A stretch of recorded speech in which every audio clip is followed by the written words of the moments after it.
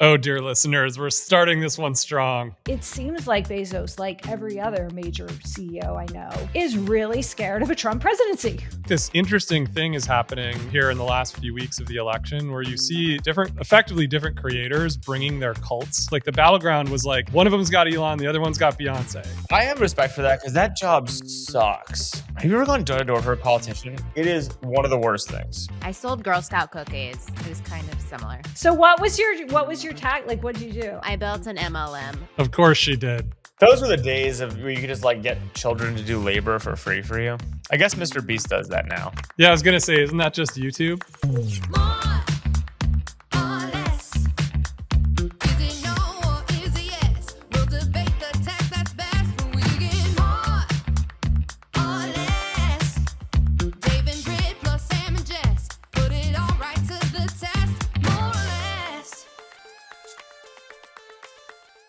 I'm happy I can make you laugh, Jess. Totally. Wait, are we on? We started? We're on. Oh, doesn't it go like 5, 4, 3, 2? Anyway, Dave, you always make me laugh. But welcome everyone to More or Less. I have been looking forward to this for the last at least 6 hours because my iPhone has finally gone to shit. So Dave, which of the new iPhones should I get? Oh man, this is a meaty question. It's not clear, actually. I was just telling Britt last night. I knew you'd have an opinion. I'm considering going back to my iPhone 15. The mini? I went and found my mini last night because I'm so frustrated. Is that the SE? I love the SE. I have a whole stack of them still. Yeah, the mini or the SE. It's there. There's one before the SE, right? It's the mini. I think it's too old now. I think you need the SE. Really? Yeah. I mean, I have a stack of them. Tell them why. Dave, tell them why you were thinking of reverting back. The 15, this one, it gets so hot, it burns my hand a lot. Oh, no. And It says a lot about Dave's screen time, too. no, it'll be sitting on my desk and I'm not even using it and it's hot. Sub 3. You know, they should actually make a feature that heats up your phone so you put it down. That's like the real control. Like, imagine if they just made it start. You know, you could do. Here's about this. It's either that or they should create a mode called accelerated battery drain. So it's like you only want to use your phone for 2 hours. It will just dump the battery right into heat to make your hand not want to hold it, and then you can run out. And then maybe that's what it's already doing. Maybe they've already thought of this, Sam. I think people are so addicted that would become like a market for like a phone glove, and that would be a new product category that people like would a buy. curling iron glove for it. Like yeah, exactly. Oh, dear listeners, we're starting this one strong. The onboard AI will be like, look, this user wants to limit their screen time. We're going to have to dump the battery. Right. And then and then Apple will be confused about why the batteries are getting dumped. They'll make bigger batteries. Wait, what if it's like hot potato where you don't know if your battery is going to get dumped, so you just have to always go really fast at what you're doing because like in an instant it could be gone. How about this? There could be a feature which is called random reboot. So like basically like if you're using your phone too much, it just fucking like blue screens of death itself every once in a while intermittently. Yeah. You know? We solved it. As a feature. Guys, I love once again, we are trying to come up with absurd ways to wean ourselves off tech addiction when the answer is we just wean ourselves off tech addiction. Yeah, just put the phone down. It's hard, Jess. We need 21 days. We all know. Well, you know, I'm very competitive with myself and everyone. And so because I'm like holding myself to this like screen time lowering down, I definitely worry about picking up my phone if I don't need to. So, but okay. Well, just get an iPhone 16 and yeah. So Dave, so this is none of what was just said is relevant to anyone, but now what will be relevant because Dave, other people out there are wondering this question too. So it sounds like you're not necessarily the 16 upgrade, not necessarily pushing. It's iffy. Look, the camera, if it weren't for the camera, I would stick with the 15. But that's how it always works. You're only upgrading for the camera. Even I upgraded for the camera. And the 16 also, the 16 has no cases. I might be on the 13. We don't. There's no cases. Like the case stuff, it's like they've cut all of the good cases. They don't make good cases for it anymore. It's a very strange product in this way. There's a bunch of details that are just missing. Interesting. Okay. But Dave, don't you have some narrative on like why this is great? Why this is Tim's genius? Oh, Sam. Come on. Listen to the last episode. Do you like how our editors called you an Apple apologist? Yeah. Oh well, man. It's like this one they're going to title "The Apple Apologist Went Backwards to the 15." No, regression. How about an app that just you have to share your screen time with your friends and a summary of how you spent your time? Like, download Opal. So I'm using this app called Opal, OPAL. I think it is actually the best screen time app for adults. And they're doing a lot of really smart things. They're making it better. I've been a user of it for about a year. And when they first started off, it was very basic. It would just block the screen. It's getting smarter. Now it does more sophisticated, like AI kind of based blocking of different apps, and I've actually cut my screen time by an hour using this app over the last month. So I'm actually like pretty into it. And Sam, it has a leaderboard. So if you get on it, we can compete. Oh, okay, how about an app that sits on top of your iPhone and takes all the Instagram pictures and makes everyone uglier? That'll make you stop using your phone. That'll make you stop using your phone. Like anti-face filter. Okay, yeah, some great product information. Jess, what's happening in the news this week?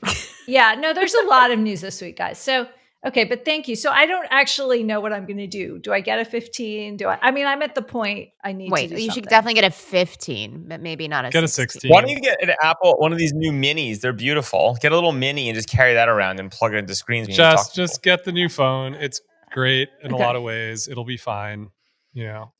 I'll just singe my skin. Okay. Yeah. Well, I'm glad we resolved that. I'm sure they'll fix it with software sooner or later. It is an exciting week, guys. I always get excited about earnings season on this pod because, I'm a business reporter. So 4 times a year. But we have had, obviously, big tech earnings are under extra pressure at the moment because everyone wants the show me the money AI story, as all these companies are spending the money on AI story. And so far we have Google and Microsoft that reported so far. Meta reported Google, like an hour ago. Oh, sorry. Oh, I didn't see that. Meta just reported. Probably Yeah. good. I didn't realize we were at. Is Meta on its way to being the biggest company of all time? Well, not today. Really? Well, they beat on money and missed on users. Really? And a huge loss for labs. Really? I knew this was going to happen, I've got to say. Well, listen to this. So total revenue, $40.589 billion. What are we talking about? Facebook? What company are we talking This about? is Meta. Meta. This is Meta. And family of apps is basically, 41, 42 of that. Other is like 400K. And only 400K, that's about right. 270 million is Reality Labs revenue, which is down significantly year over year. It was $1 billion in Q4, 440 in Q1, 350 in Q2. So then I was like referring to our last episode about Vision Pro versus sort of like all the VR stuff Meta's doing. And I did like a quick tabulation because the Vision Pro is so much more expensive, right? It's like $3,500. And even if with 500,000 devices, that's like $1.5 billion. So interesting. Are we talking about last week's episode? Are you trying to Yeah, make your the point? business. I'm just saying the business, like we had this question, like, is Meta winning the VR war? And, Apple's actually making a lot. They've sold like 25, 30 million of these things to like 300,000 for Apple. Let's not try to resurrect this one. I mean, there's the scale and then there's like the revenue. So I'm just telling you it's a little bit apples and oranges. Fred, I think the embarrassing thing for both companies, more for Apple than for Meta, would be dollars spent per minute used, right? Where Apple will crush Meta because everyone spent $3,500 and used the devices for 5 minutes. For 1 minute? No, so I'm just saying, like, I do maintain that if you want to say cost per minute of use, that the Vision Pro is probably the most expensive device in the history of the world. Yeah. Maybe we'll revisit this topic at year end and we could do like a lay it all on the table episode. But back to AI earnings. So really strong Google Cloud growth, jumped up to like 30 something ish percentage growth, which is significantly higher than some of its peers who are, albeit smaller. Very much driven by cloud adoption with AI tools. Microsoft, strong as well. Let's pull up those numbers. Well, Sam, do you just pull up the meta numbers? Do you want to go through those? Not particularly, but they okay. they make more money. They just missed on users, and they lose a lot of money on VR. How But again, did they miss on expectations, Sam? Because I'm seeing their DA, they're calling it daily active people now. yeah, that's been that way for a decade. That's ridiculous. Up 5%. So did they just miss on expectations? I think so. That's my understanding. But again, it's just the numbers are so massive. But here's the basic thing. I think the story that is interesting about these tech companies you think about is stuff like making money for Meta is like a totally AI aligned thing, right? And so the things we can just harvest AI wins, I think will just crush the foreseeable future. Acquiring users, things like that, that's actually harder, right? It's not as like immediately an AI payoff. And so I just suspect what you're going to see in a lot of these companies is the places where they can directly make money from AI, which by the way, not many companies can, but the ones that can will crush it. People will, until someone proves otherwise, keep spending more money on this stuff, right? And so I think the cloud providers will do fine for a while. And that's kind of going to be the story of the next few quarters, right? Is there's going to be, I think that the idea that there's some product revolution coming, I'm skeptical of, but knocking out some customer service workers, making EBITDA a little better, pumping some cloud, pumping some ads. That's like bread and butter. Yeah, no question. So also on that point, Microsoft had a very strong quarter for Azure, its cloud company. And Google had the headline that 25% of the code written at the company is originated with AI and then checked by people. What did you guys make of that?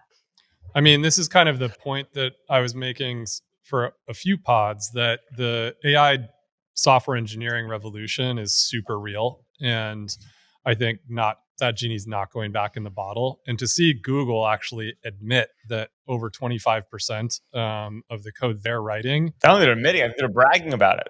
Yeah, is a pretty big deal. I think it just goes to show that this sea change is here and it's real. I like this analogy that, when the graphite tennis racket showed up, Boris Becker said he was going to try to keep beating everybody with the wooden racket, and he just lost badly. And finally just switched to graphite. And this is software engineering today, right? Like there's no software engineer in the Valley that is going to give up the AI software engineering tools. It's just, this is the future now. And, here we are. The thing that's interesting is if you look at like GitHub, right? The reality is most software is automatically lines of code was automatically generated anyway and has been forever. Like you do like Rails new project and you get like thousands of lines of like pre-templatized code, and then you just put a little sprinkling on top. And what is open source? But everything you're including, all these tools you're adding to your projects. No, I agree. And if you're a really serious tech company, you try to strip all that stuff out because it's like bloat that you don't need and slows you down. So like I'm being a little bit facetious, but the idea like auto code generation is not new. It's obviously getting better. There are amazing experiences. I'll give you, what? I don't know, Sam. What's been going on with Cursor and Sonnet in the last 6 months is pretty new. Can you explain those to folks? Yeah, ever since I think you can actually trace the true moment that the change happened to the Claude Sonnet, Anthropic's Claude model called Sonnet 3.5. That was the real moment when I think it was the inflection moment where suddenly the code that this model can generate was dramatically better than any prior model that anybody had been using, to the point where you could actually begin to depend on it. And Sam's point is right. You're getting a lot of things. I think if you don't know what you're doing, and I think Google's point that we're reviewing all of this, then we're checking it in, is a really real thing. But the reality is, in the last, I don't know, I'd have to go back and look at what date it was, but it's within the last 6 months. The change in the ability of these models to generate really powerful, really usable code to make the engineer move extremely fast, just radically changed. And the two companies you mentioned, Dave, I'm not familiar with the ones you just mentioned. Who are those two companies? Anthropic. No, I know Anthropic. Cursor? Yes, Cursor, and what was the other one? Cursor is the primary one. It started off in Microsoft Visual Studio Code. There were a bunch of plugins that people were referring to as Copilot. There were GitHub plugins that you could plug into Visual Studio Code, and it was a pretty difficult workflow for the first year or so, maybe first year and a half. Cursor is actually a branch of Visual Studio Code that this wonderful team. I haven't met him. I'd love to. From MIT, took Visual Studio Code and natively built in all of these AI engineering UIs really into the tool itself, and just made it dramatically easier to use not just Sonnet but any AI LLM. So you can actually plug in OpenAI and you can plug in any LLM that you want into the tool and then use it as like a native part of your engineering flow. And because of that, it makes it really easy to generate a lot of code very quickly in the same interface you're used to using.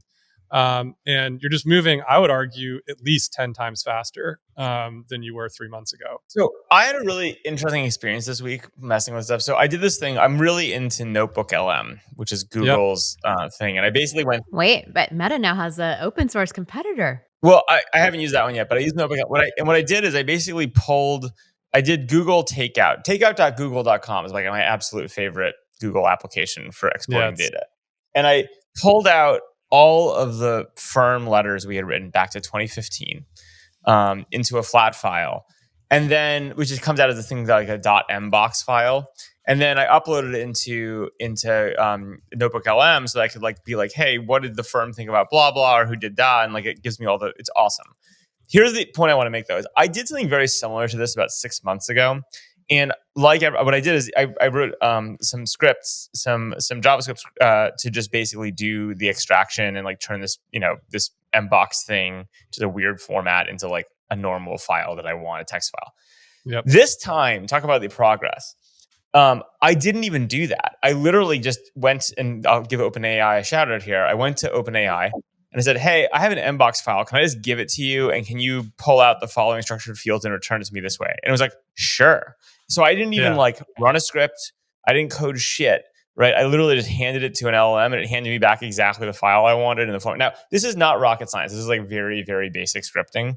But I was it did flip it chronologically. It did a bunch of things that I wanted really well. And so the interesting thing is going to be for a while, we're going to be in this code generation, faster coding, help me write this script for a while. But I think we're just not that far away from these things being even much more integrated, where you're just do this, right? I don't want to think about it. And then all of a sudden, I think, thinking and writing as a human become your core skills again, which I think I'm really psyched about this idea that again, I'm not in the camp that I think LLMs are some revolution in humanity, but I do think that it's just another step in terms of connecting pure thought to outcomes for humans.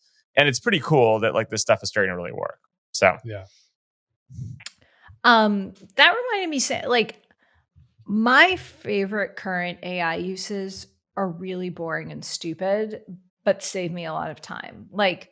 I wanted to have a document that listed every day in December on the left-hand side. And I sort of know how to do that in a spreadsheet, but I don't know how to do that in a Google Doc. And I'm sure there's a way to do it in a Google Doc, but it's actually really easy in AI. You just say, give me a list of all the dates in December starting at this date. And that's stupid. That's a bad example because most people are rolling their eye, but it actually, I think, is a good example in that it was it was very quick and it was very easy. And I've had doing the whole here, generate for our 7-year-old 100 basic algebra problems. Just go and then just handing them to him. Do these, right? Is that what you do to your son? Yeah. Back to welcome to our household. We have very different households. But okay, so back to what this means for the big tech companies. So it clearly, as we've been saying, there are major ways for the big guys to make lots of money in AI, both in cloud services and making certain things, data-driven things, more efficient.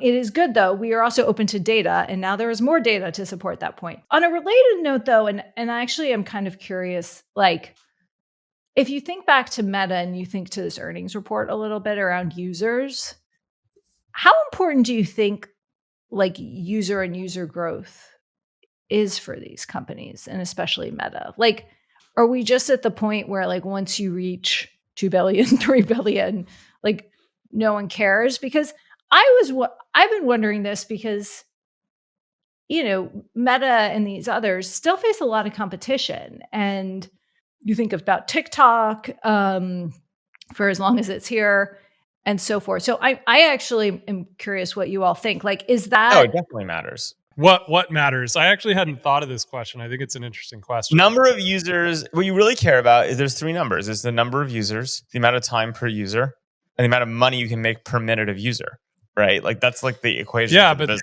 business. Is it money per user or minute of user? Yeah, it's minute of user. Well, I mean, but it's just a simple multiplication problem between those 3 variables. And Sam, you're getting it wrong. It's minute of people. Oh yeah.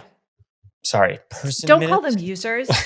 How user? Who are you to call it users? Oh, sorry, I forgot. We're not in the drug business. They're not users. Look, it's like daily active pushers.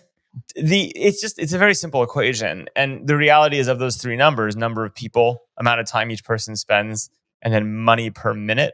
The hardest one is clearly going to be the first, the number of people. Yeah. Right. Just because like it's just simple math. Like there are 24 hours in a day. You can chip into that with, you remove some sleep, whatever it's going to be. But the biggest, you just asymptote in the number of people that have these things, and like people die and the population doesn't grow.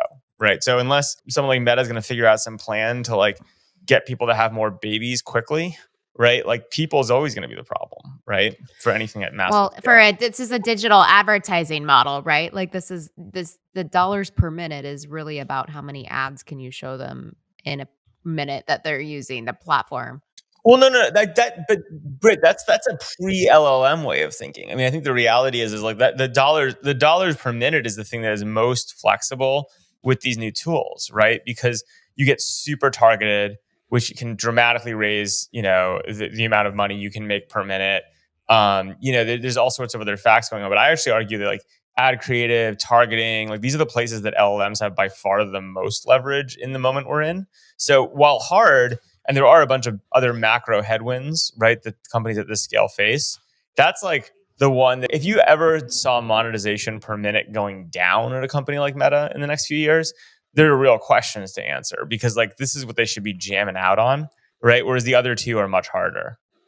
Right. And I would just argue that there are other business models beyond advertising. Like, yes, Meta, for instance, should continue to crush the dollar per minute ratio because that's their bread and butter. Well, I just think of if you're talking about the LLM thing, advertising and LLMs were made in heaven. Like that is the I'm not talking thing. about that. I'm talking about like Snap actually in their earnings announced it's a small number and a smaller base, but like their subscription product is actually working. Yeah. They have again, 12. I have to say, props to Snap. Every single quarter, Snap magically does this thing where they have terrible earnings and like the stock tanks, and then slowly people start to think it might work again and it creeps back up, and they have earnings and it tanks. And for the first time, they seem to have inverted this, where like there was no creeping back up, and then they actually announced good earnings. I know. I was surprised actually. I didn't think 12 million people would pay for Snap. So they're all the way back up to less than half of their IPO price. One of the most read stories in the information weekend of the past whatever period has been a great deep dive into Snap subscription product and how teams are using it.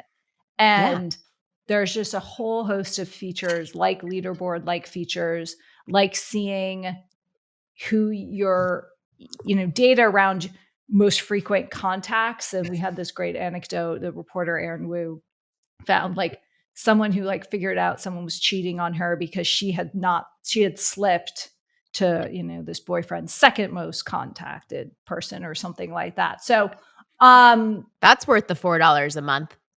I don't know the details, but it's intense over there. So Sam, I think though let's stay on this user point for a second. I know Dave, you had a rebuttal. Yeah, look, I'm going to take the opposite on this, which is I think I was going to reference Snap too, because it's clear that Snap has decided the opposite, right? They decided that they are going to make a simplified version of the app, that the app has become too bloated, and they want to go back to a better, more simple experience. And so Evan gave the guidance that this will hurt our numbers, but we don't care because we want to, go for a better experience for the people that are our core user base, and trade off the other way. And I was actually just trying to look up Meta's number of minutes per user. I can't find it. It's not in the press release. It's not in the results. Jess, I don't know if anyone over there has this actual number, but the last number I can find is 33 minutes. So, Meta is barely better than a 30-minute TV show right now per day in terms of the attention that it gathers. I think that's almost certainly only part of it, for what it's worth. What do you mean? I think that's like I question that number. I think it's much higher. What do you think it is? I would want to actually look it up, but I know, but just guess. What, 60 minutes? in the US? I don't know. I bet they're around an hour in the US. Okay, fine. So they're like no better than The Diplomat, right? They're basically The Diplomat's Guys, new I'm season. so excited it's coming back. The way I put that, Dave, is they're 8% of human attention though every single day. I thought you might be, Jess. Yeah, but still, Sam, that's still okay, great. They're making a great TV series with this giant technology infrastructure. You watch every fucking single day for free and everyone watches. Fine. Yeah. But it's still 60 minutes. Also, are we really comparing Snap versus Meta? I mean, one is a $20 billion company. One is a $1.5 trillion where I'm going company. with this is I don't think more users matters. That's what Okay. I'm actually taking the other position on this, Jess, which is they've already reached half of the alive people of the earth, right? Yeah. And Sam's right. The cost to acquire the rest of the earth is enormous terrestrial, build out. And so does it matter, or does it matter that they keep making a better show, right? That goes for 2 hours a day, right? And, does that for the users that they already have? This is a reasonable question, right? Well, yeah, I also think though the reality is, in theory, Dave, just to push you, it's let's just think about the US, because globally it gets really complicated. But if people were actually using Meta products 2-3 hours a day, regulators would lose their fucking minds. Really? Why? Because we just spent 20 minutes talking about your iPhone overheating to make you use it less. But isn't this the entire point of their strategy? Their entire strategy is literally, what can I literally strap something to people's faces in order to get more of their attention? No, that's such a cynical take. It's not cynical. It's the actual strategy. I'm not actually being cynical. Targeting. It's targeting. It's knowing you super well and delivering exactly what you want. And getting you to use the app way more. No, I just need to be better targeted. Sam, do you use push notifications? I bought Jessica a very plush jacket. Hold on, guys. We really have to let everyone speak. Sam, we don't need your shopping list. Brett, what's your point? I'm just saying, I think, yes, targeted advertising matters, but to Dave's point, the addiction rate of people using Meta products is what also matters. And they're doing everything they can to try to get you to use it more and more and more. It's literally they really are. I mean, I think I've shared that This isn't cynical. This is just business. We're actually talking about the numbers, right? The numbers are how many users, how long do they use it, how well can that attention be monetized? These are 3 numbers, right? And you can push number up on one of them. Everyone pat themselves on the back. Jess, thank you. You're all right in your own ways, unique unicorns. But really, I think I've shared on the pod, as I have to play New York Times connections before I can go to Instagram. But unfortunately, I'm getting better at connections, so it's much faster. And since my Instagram and Facebook are kind of linked because I cross post, the push alerts I'm getting from these apps to prod me to re-engage have gone insane. It's person I don't know has posted a new reel. Do you want to check it out? Like, clearly the system doesn't know what to do with me. So clearly they're primed towards engagement. I'm not, that doesn't have to be good or bad, but it's just sort of like a reality. And in some cases, Can I it's share clearly my bad. favorite? Yes, please. So what I do, I talked about this like 2 episodes ago. Yeah, the because of my, yes. well, I'm a super log outer where Yeah. I just delete the app when I've done posting. I'm surprised you do this, by the way. He's done it for years. This is very old behavior. I deeply appreciate, which is you talk about like optimization and great product management. I do this, but part of the reason I can do this is because Meta has made it so unbelievably easy to download the app and then get back into your account that like it's like barely friction, and it's like hilarious because you think about like good product management or whatever. It's like it like keeps my device fingerprinted or whatever. So like all it takes is the extra app store download, and with Face Unlock, it's just like a slightly longer boot, which is Well, I we just all think is so know fun. that Meta has a world-class growth team, and that is another great example of it. But I think it's a really interesting question. So back to this like sort of user point. I mean, a lot of my question of how much it matters, I also think comes down to like expectations and signaling, right? And you see this with all companies that, I mean, Netflix stopped sharing subscriber numbers, I think, at some point, and they did it many quarters ahead of a seeming plateau, but they just decided they wanted to be measured by a new set of metrics. And like, the question is kind of, is Meta a social media company anymore too? Because Versus just a media company. Yeah, it's just a media company. yeah, or is it a hardware company? Or is No. it, I mean, it is. The hardware serves what we're talking about. It does. And they would tell you they are a connection company for what it's worth. But It's like literally no different than Comcast putting the box in your living room. That's all Meta's trying to do, right? Like they're developing hardware to increase. Guys, remember when you used to have to return Comcast boxes?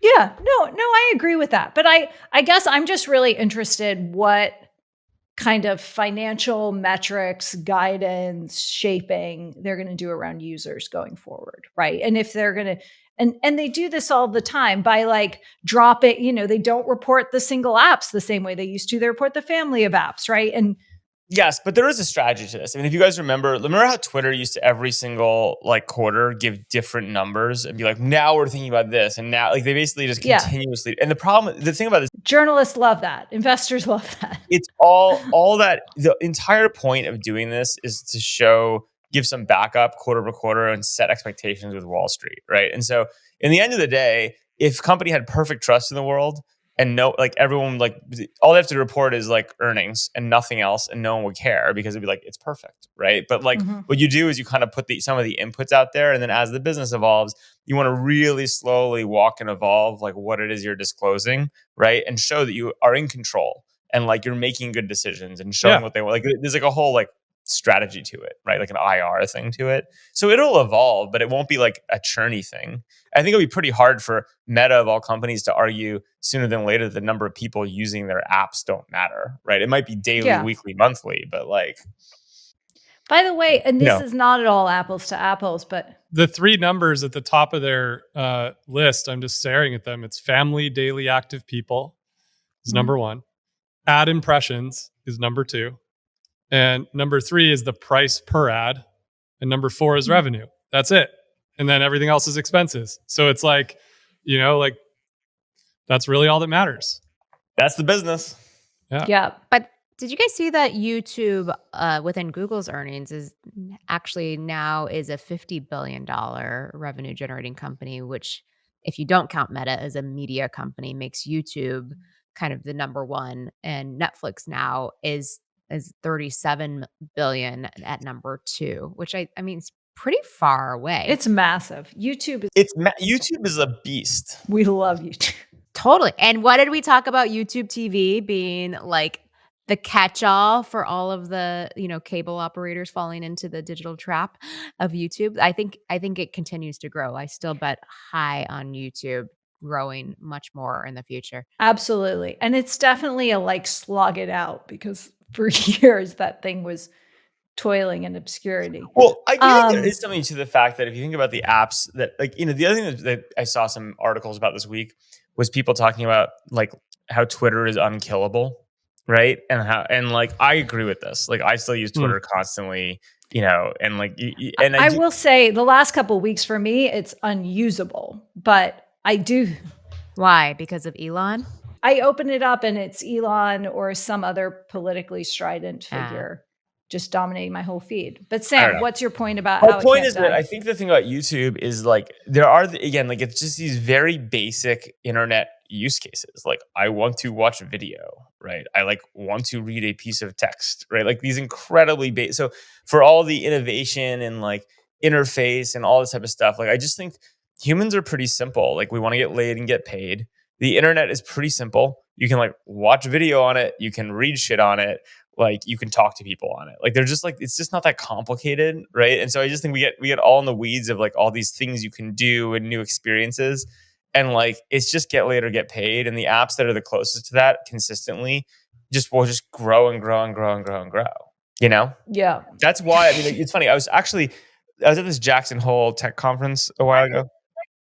What is X? Is X get laid? Yeah, or get Sam, paid? I think your framework's wrong. It's like there's also just get entertained. I think that there's a massive business in just entertainment. Yeah, it's just a little dopamine triggering machine.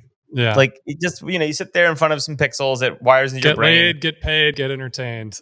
I am confused though. Wait, what is X? What is X? It's just entertainment.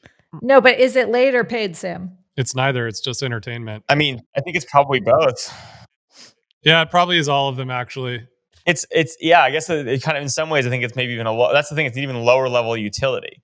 The ones that are the biggest do all of it, right? Like you can build a business, Yeah, and it's just a visual audio input, right? It's just like an IO, right? As much as anything else. Okay. Any other big tech topics before we move to another topic? Earnings, predictions, up and to the right. Yeah. No, not all. I mean, but some up and to the right. I mean, it's been Reddit's had a good quarter. I mean, people I think generally the economy kind of works right now. Guys, Reddit's up 20% because they reported their first profitable quarter. We've got 7 more days of the economy working. What do you think is going to happen in 7 days? Totally unclear. Just something. Something will happen. The economy will be fine for a while, and then we'll see what happens. You know what I'm excited about, guys? And Sam, you've been traveling, so I haven't run this by you, but I'm excited for my boys to see an election night coverage news broadcast. Are they going to? They go to bed at like 6 p.m.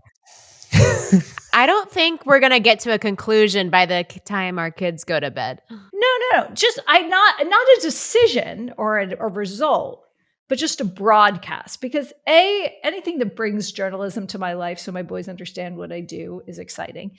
And B, it's just going to be like, I think there are going to be a lot of maps. There's going to be a lot of numbers. They know they got to get to 270. That's a good point. Like, I actually think it's sort of like second grade level excitement. Right. They're the right age for it now. Whereas the last election, they were toddlers. Yeah. Right. And I think they'll be visual. And mine, I was like, so reporters are going to go to the polls and they're going to try and predict and they'll call. There's a lot of good lessons because there's the decision of when to call a state, right? Which it's just statistics, but different networks make it different times. And unfortunately, I think it's also going to be an opportunity in like teaching like fairness because there's going to be so much narrative around the election being rigged, potentially that narrative. And is that really what you want our kids focused on at the 7? I don't feel like we're ready for that. It's like, I'm not ready to explain to them that the only vote that matters is like 12 women in Pennsylvania. No, well, they already know about the Electoral College. Look, if they can just do the math and practice adding to 270, it'll be a successful Tuesday night. But I agree with you though about the media literacy, Jess. I suggest that you use YouTube TV, as we've just spoken about, to do a multi-screen view, so you could see like the Yes. Fox, the CNN, the NBC, the CNBC, whatever. Guys, you guys And- want to do a live election night thing for More or Less, where we just stream we can call it ourselves. Absolutely no one wants that, including us. I'll do There's it. no one on the planet. I'll stay to the pool house I and you second can that, scream Jess. me to Lion in the house. And be like, oh my God, Dad's doing the election coverage. You know? Oh, God. And That I'll is pull also the- not the lesson I want our son to take from this. But anyway, I'm curious. We'll see how it goes. I'll report back. But I just think it'll be, tuning in for some short period to this will be a good experience for them. Without getting into the actual politics, one of the things that I think is an interesting thing to talk about that relates to this election that intersects with things that we talk about on the pod is how the creator economy, or Sam, you've, I think, astutely pointed out the cult of the creator is like the thing right now. And I think this interesting thing is happening here in the last few weeks of the election, where you see effectively different creators bringing their cults. Like they're literally stump speeching for the candidates to try to like get these cults on board, right? And like I didn't really notice it until the last, call it 7 days of what's been going on, but I find that to be like really fascinating that the battleground wasn't Facebook data or data models or all this kind of stuff from the last two elections. Like the battleground was like one of them's got Elon, the other one's got Beyonce. Like and it's like stump speeches from Taylor and well, Taylor's not stumping though, right? I think that's what's so interesting is like there are certain creators that are stumping on behalf of the candidates and then other ones that are not. And the question I'm wondering is if we're going to look back on this election and say the candidate that had the best creators stumping and then therefore bringing their cults with them to the polls was the one that won.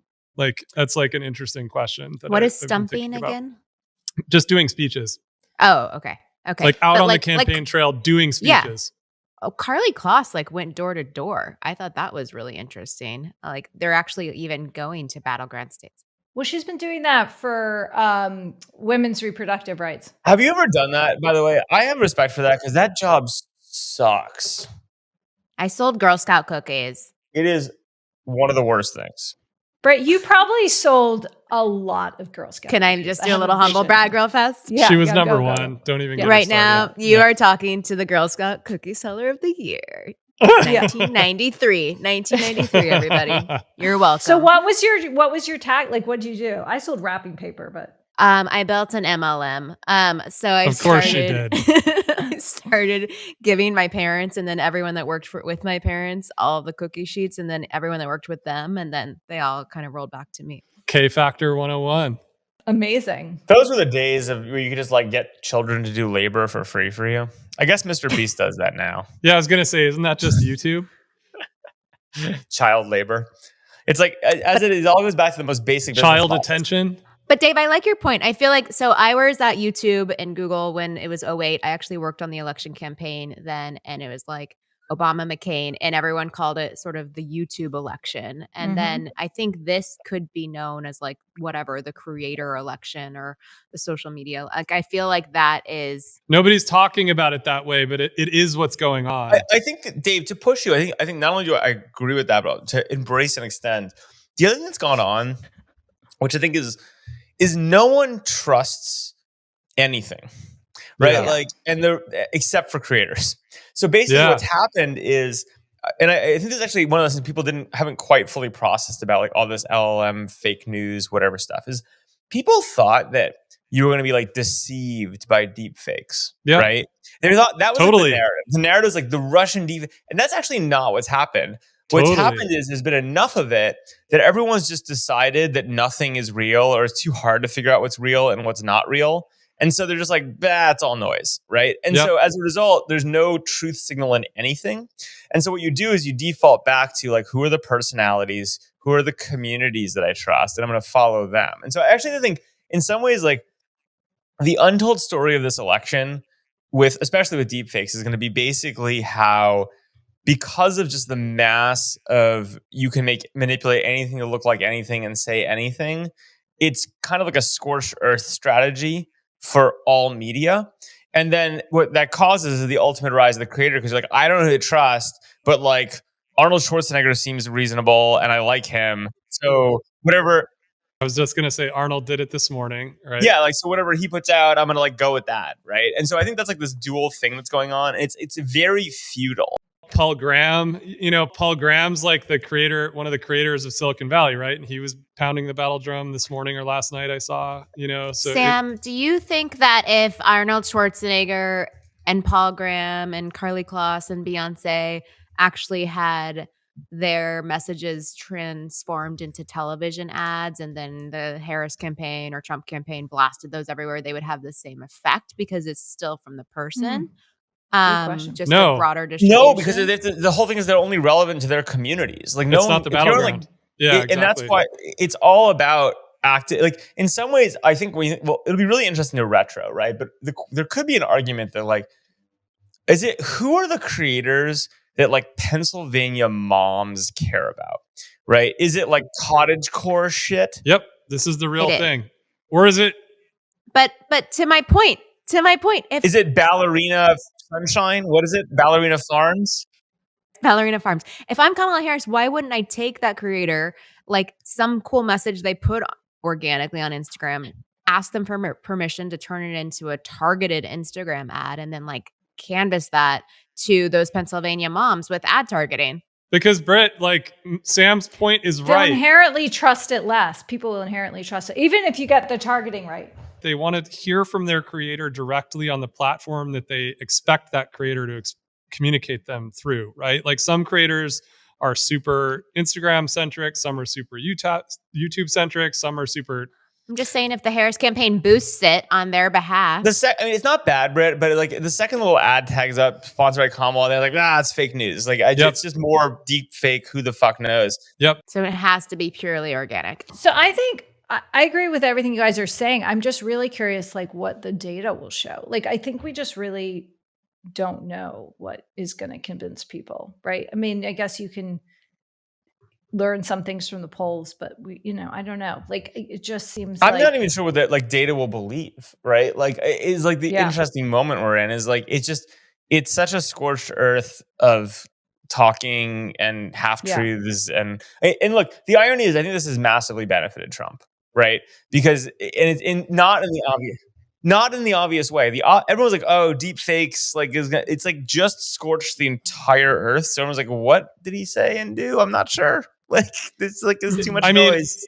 I'll agree with you on that only because of if you look at Elon as just a creator that has a huge cult audience. Yeah.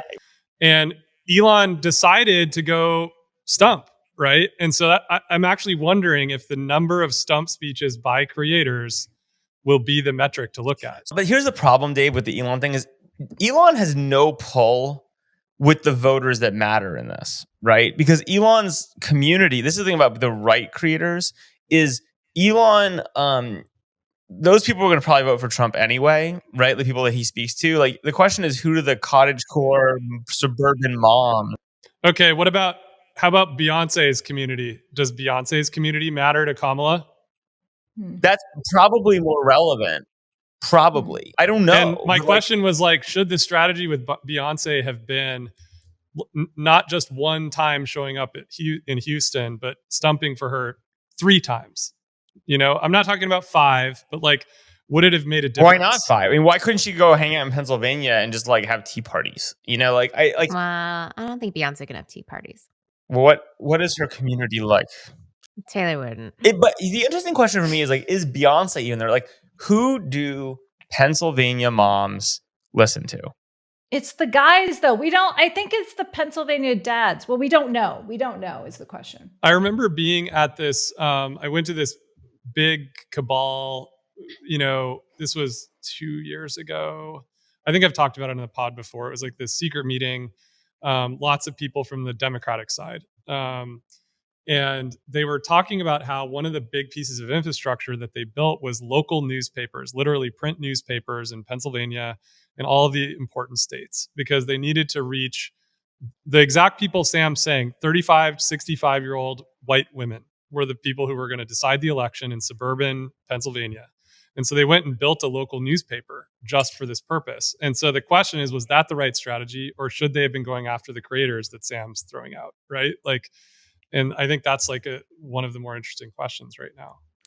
So just to kind of wrap us up too, because I think another huge topic this week was Bezos's decision to end the Washington Post's pattern of endorsing presidential candidates. And yeah, and in this context, did it matter?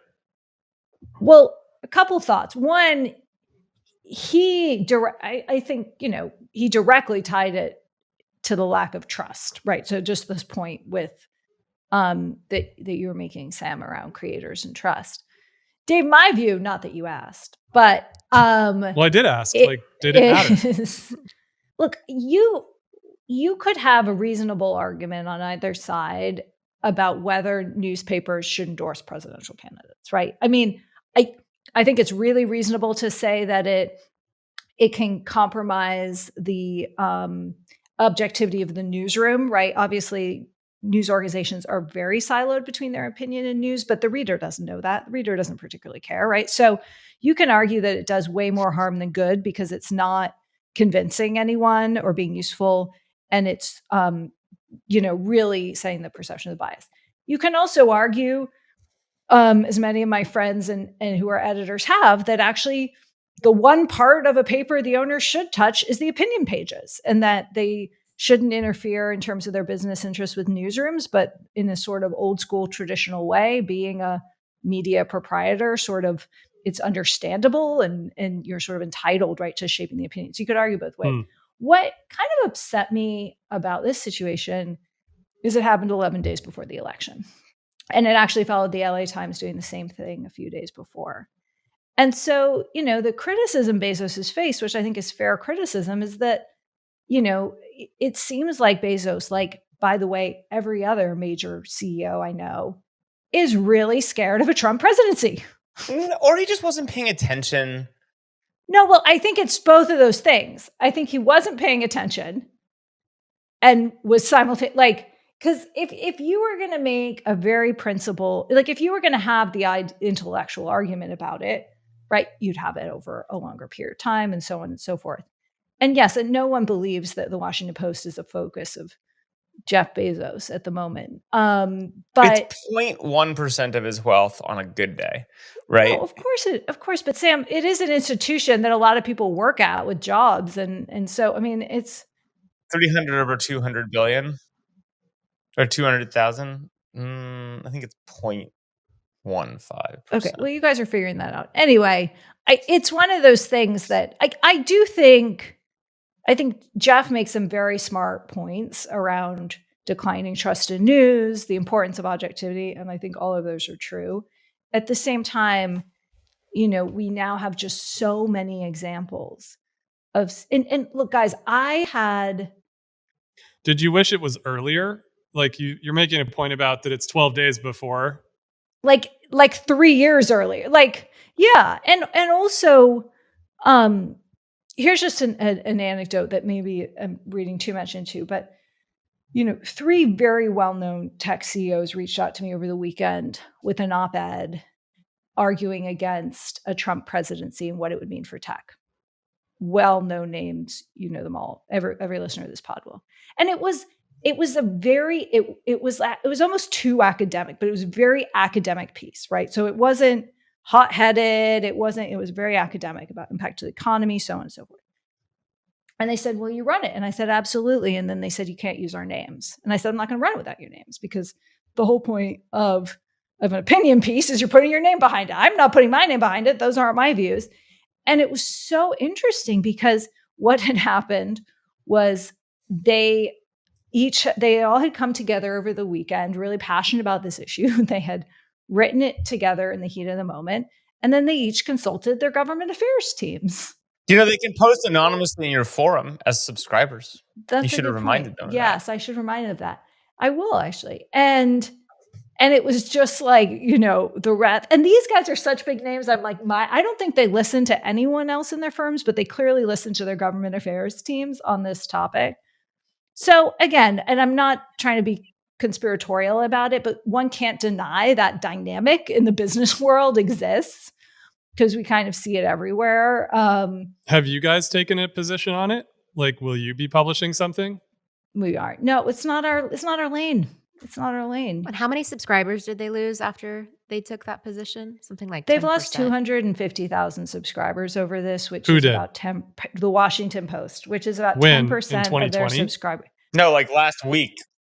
This week, they lost Over not doing something? 10% for not taking a side. Thank you. New unsubscription laws. One click unsubscription. Well, my take on this, which again, no one asked for, but I do know a little bit about it. I think, look, it's horrible. And it says that a lot of people feel very strongly about this issue. But if you peel back the curtain, something else is going on here. I think you're right. I think people are afraid. And I think that's actually one of the problems with this election is that people are afraid. And the other thing that's going on, which is very unique to the Post, is that they've had a surge of growth through subscriptions driven by their opinion content around the motto that Bezos created, democracy dies in darkness. And so actually, of the growth that they've had, which has not been tremendous, and the business is really struggling, so much of that was actually a sort of drum beating ideology that they were pushing in their opinion pages that brought in a certain type. So they were uniquely susceptible to this kind of issue. And again, this is where Bezos may be deliberate. He's saying, yeah, they came in. That's not who I want to be part of this base. But I also think it's a sign. And again, we know the ins and outs of churn, that the product is also really stuck in like a non-essential tier. Right? Because I think what happened is there aren't 250,000 people who are willing to die on the sword of making a statement, which, by the way, doesn't particularly harm Jeff Bezos at all. I think it was, headlines were everywhere. People had a lot of feelings, and a lot of people goes, oh, when was the last time I logged into the Washington Post? Or what do I love in the Washington Post? Yeah, I forgot that you might even subscribe to this. Oh yeah, I am. Let me unsubscribe. So I think there are multiple things going on, and honestly, we should say problem, though, honestly, Jeff Bezos probably sent that, and it probably got email blasted to every subscriber, and like, oh my god, I forgot I was subscribed to this because I got the email from him, and like, well, the way that NPR broke those subscription figures is they had access somehow to the number of cancellation emails that were being sent, but. Anyway, like they got it from MailChimp or something or some infrastructure provider. That's a weird leak. Yeah, that's sketchy. That's a weird leak. They're like, oh, we got it from China. China. I just have to plug this funny tweet I saw from Liz Hoffman, who's the, I think, business editor. But I thought you didn't use Twitter. I just occasionally open it. But this was actually in a WhatsApp channel discussing this. But Liz said, people are canceling your Washington Post subscription does nothing. What you should really do is cancel Amazon Prime, right? If you want to stick it to Bezos. She goes, for me, I'm drawing the line at space tourism. I just thought that was very funny. Get it? Her protest is that she's not going to go up in Blue Origin. I thought that was very funny. Okay, I'm the only one. Journalist jokes. they're so funny. Okay, guys, before we sign off, we've got The Diplomat coming back. Thank God. I just saw that this morning and so excited. Oh my God. Lioness on Paramount Plus. Love Lion. Are we excited about that? I was excited about it. What's Lioness? Can I talk about the girl love happening in the celebrity entertainer world? Because girl love? Yeah, talk about that, bro. Yeah. So Olivia Rodrigo and Chappell Roan are like BFFs and supporting each other. And Olivia has this new Netflix special of her concert coming out. Then no, it turns out that they've been friends forever, though, right? Like that's the thing everybody's just realizing. Well, I know, but she like showed up to her for her premiere. And remember when Taylor went to Beyonce's, and then Sabrina Carpenter came out on stage with Taylor this last week, and then Adele and Celine Dion had this moment together in Las Vegas. The Sabrina thing seemed like a calculated PR move. Aren't they all calculated PR moves? Dave, are you saying celebrities aren't calculated about their There's PR? something going on with the way these like celebrity women are pairing up together and supporting each other, and I hope it's authentic. But it's lovely to see. They're just cable bundling. You don't see the men doing this. They're stump speeching for each other. Come on. Well, whatever. I like it. I'm here for it. Have you heard of the OA? The OA? Yes, we watched that. Yeah, we watched it. Okay, we're gonna watch the OA. Wait, the OA is old, isn't it? It's a few We years watched it. old. Yeah, it's on my great. list now. It's great. Okay. Are we just running show recommendations by you at this point, or is there a reason you brought it up, Sam? I watched an episode of Tacoma FD. It's not my thing. Is it about Tacomas? No, I like Tacomas quite a bit. Miatas? Is there a one about Miatas? Sam would prefer, Miata FD. Yeah. I beat you to that one, Dave. Sorry. One surprising closing thing. You know my love of targeted advertising and how I buy the things that are sold to me. I'm looking at a mechanical keyboard right now that's $500. Looks great. I have not been targeted by Miata stuff at all. I feel like I was expecting a deluge. I was expecting a deluge. Sam, you need to switch your interface to Japanese. That makes you want them more. It's like they're playing hard to get for you, Sam, and makes you want them more. They're the one you can't get. It's like I just keep telling all the algorithms I want more Miata, and I have nothing. And like I feel negged by the algorithm. You're gonna have to buy 2 before we send you more advertising. That's so Japanese of them. Wait, can I do one last plug? Yes. Time actually just launched their 200 best inventions of 2024, and we've talked. Is that a publication anymore? Were 200 things invented in 2020? We've talked about a lot of them on the pod. Just saying, we're very ahead of our time. We should be like venture capitalists or something. And also, guess what's on there, guys? The mill. Yes! The mill thing. Yes. We're pro mill. Did you guys talk anything about composting? I got an ad for a toilet seat that weighs you before and after you poop, so you know how much you poop. I have a toilet seat pitch this afternoon. I'm gonna. Britt, you had one last time. You're going deep. I know. I'm going deep on the toilets, you guys. I'm really into smart toilets right now. We have a different toilet company. I did some diligence for you guys at a conference. The toilet company that I was talking about, the round is not full. So I'm going to intro you to the toilet company. The toilet is not full, Sam. And Sam, and since we're talking about microbiome, Britt and I were at another, it wasn't exactly secret, but a conference last week that was actually one of the best conferences I've been to in a really long time. Shout out to Jordan Schlane and the DOC conference. But did you guys just establish you were talking to the same poop company? Yeah. My call is actually in 20 minutes with the founder. Yeah, they want to finish the round. So there's a great new microbiome test called Jonah, Jona, which I have just tried. So I'm excited to see how that Did you scoop some poop and send it in an envelope? Because that's what I did. Yeah, that is what I did. Yeah, and Sam, was that when you learned to eat less trout? Yeah, that was really funny. It was like, you eat too much trout. And I'm like, that's not trout. I don't eat any trout. It's got to be my fish peptides. Well, I got to say, by the time our listeners listen to this amazing podcast, they will have had Halloween. So I'm going to wish you guys a good Halloween, but to everyone. Guys, just as a teaser, you can probably, by the time you're listening to this, come to my Instagram @Brit and see a video. There's a video. Are you going to be Lainey Wilson? No, it's pretty good. There's an incredible DIY that Dave and I have a joint costume, and there's a DIY that goes with it.